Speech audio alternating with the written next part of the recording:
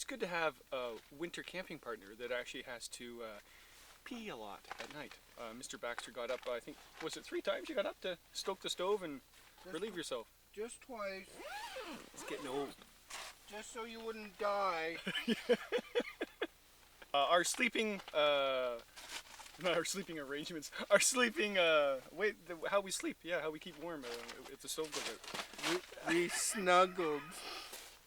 We tried the one sleeping bag approach. All right, so we're going to look at the sleeping system and basically how we sleep at night and stay warm if the stove goes down. Because you can get up every couple of hours and stoke the stove, which sometimes we do when it's really cold. Well, Andy does.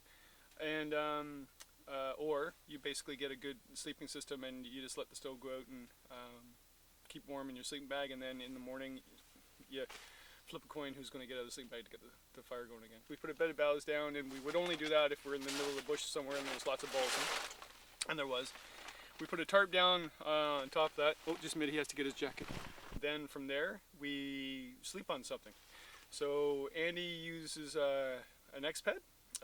It's those ones that have down inside, and then you blow it up. You blow it up with your hands, the pump, and it's pretty cool because it's wide and above, gets you above the ground. It's about this thick when he's lying on it. It's bulkier than one I take. I take the NeoAir Thermarest, and I love this thing. I got it a couple years ago, and does the same thing. It's a little narrower than his X-Ped.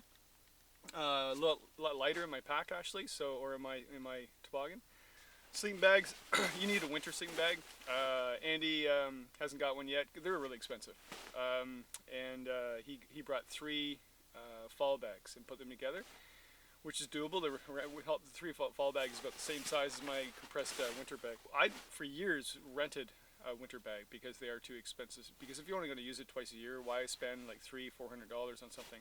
But eventually I caved and got this one from MAC. It's a really good one. Actually, it didn't cost me that much. I don't forget what it was, but it was under 300, and it's a -22 bag. So never had a problem with it. Actually, quite warm. Last night, they say it was going to be -17. I don't know if it was or not, but I was fine. The thing I did last night as well is I tried this thing out. I've tried this in the springtime, but never in the wintertime. SOL, Survive Outdoor Longer, something like that. It's a bivy bag. One of those bivy bags with reflector tape. Not reflector tape, but reflector.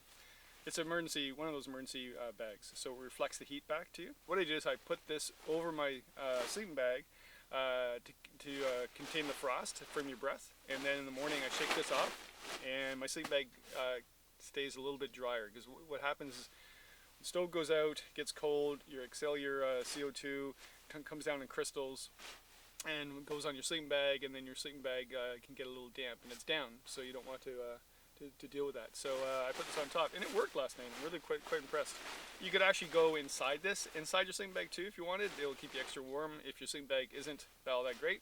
I've done that before in the spring and fall with this thing, and it compresses to nothing, like a little ball like this, and it's just, I think, under $60. So it's a good product. What else? A pillow. Oh yeah. What's going to be cold on you is your face, your head. So I actually I use what do I use? This thing here. There, like that. So put that on. So really, you're not going to get cold at all with this on. But this is where it gets cold, is your nose, and you kind of need it. You need it to breathe. So what I've done, I didn't do it last night, but I've got one of those neck warmers and put it over my nose area and just breathe through my mouth, if it's like 40 below. But we didn't have to worry about it last night. And then you got a fancy hat. You really get desperate at night, put this on.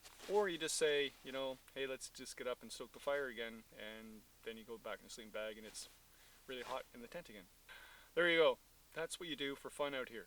Learn how to sleep and stay warm and get cozy.